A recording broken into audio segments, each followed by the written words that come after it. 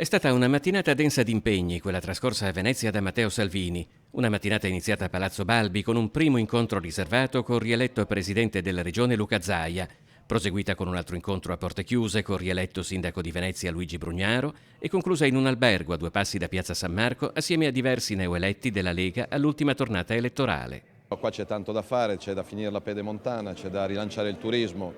Per Venezia c'è il discorso delle navi, c'è il discorso del lavoro, dell'università, quindi sia con Zaia che con Brugnaro abbiamo parlato di lavoro, lavoro, lavoro, visto che è l'emergenza di questo Paese, ovviamente con un ringraziamento al voto del popolo veneto che ha pochi precedenti nella storia delle democrazie europee, perché avere in Consiglio regionale 35 leghisti su 50 è una bella cosa e quindi vediamo di portare il modello veneto un po' ovunque. Salvini smentisce qualunque dualismo con Zaia e scherzando definisce il suo rapporto col presidente del Veneto quasi come quello di una coppia di fatto. Sento più lui che mia mamma, dice. All'orizzonte ci sono altri 5 anni di governo della regione.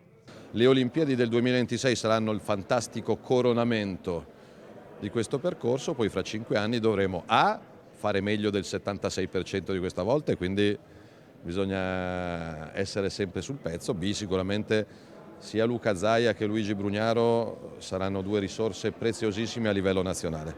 Al Comune di Venezia la Lega avrà il vice sindaco e 2 assessori, forse 3. In una settimana che per Salvini si concluderà a Catania con la prima udienza del processo Gregoretti, l'ultimo pensiero del segretario leghista prima di lasciare Venezia va alla conformazione del nuovo Consiglio regionale Veneto. È una soddisfazione enorme essere in 35 su 50, però il fatto che non ci sia un grillino, non ci sia un renziano, che il PD sia ridotto ai minimi termini, ogni governo che non ha una opposizione ha un problema, quindi vedremo di stare ancora più attenti.